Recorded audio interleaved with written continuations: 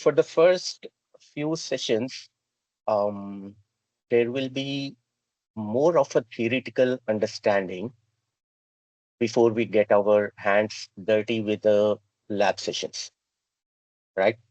The thing is, we need to learn, we need to understand why Kubernetes has come into picture, having Docker already as best for containerizing the applications, right?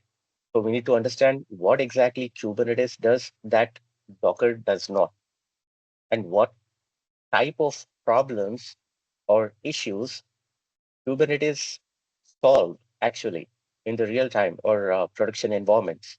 So we'll start from there and compare with Docker, right? So we'll understand what Kubernetes provides us with and the advantages and a little bit about the limitations. So we will totally focus on Kubernetes only in the initial classes. Okay, so we'll practice it on AWS instance EC2. Whether there are different installation types, we'll use one of those, and there is also Minikube if you want to practice. If you don't have access to AWS or if you don't have any virtual machine, you can use Minikube for installation and practice lab sessions. So we'll also, as of now, we will not go to any cloud. We'll not try to understand cloud or EKS or any architecture related to this, or multi-node cluster,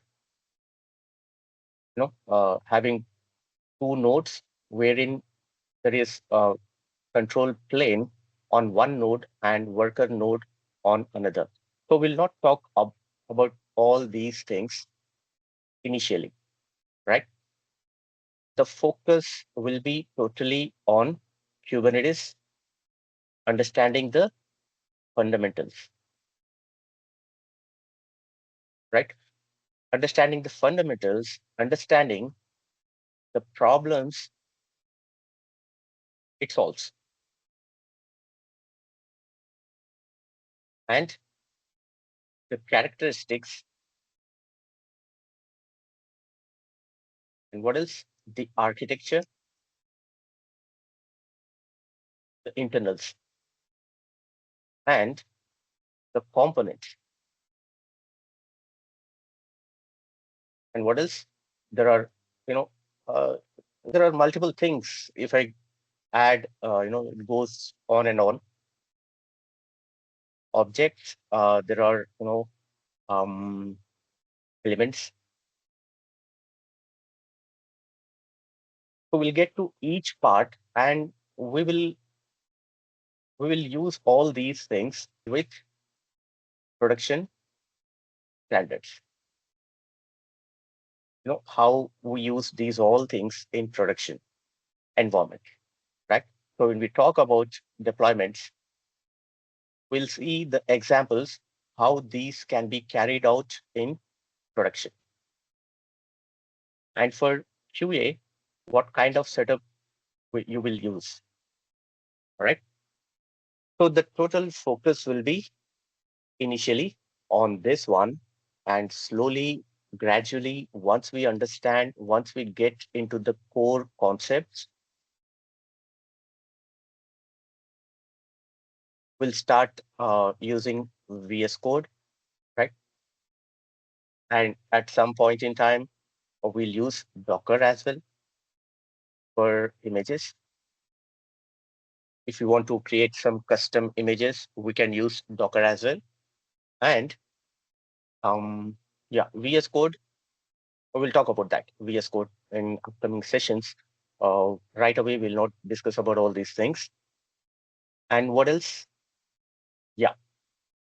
So this is a roadmap, and there are a lot of things. If you talk about configuration, there are a lot of things. If you talk about security, there are a lot of things to consider.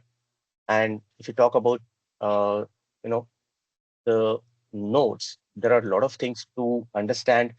So yeah, slowly and gradually, we'll start from the basics. We'll understand what exactly and why Kubernetes.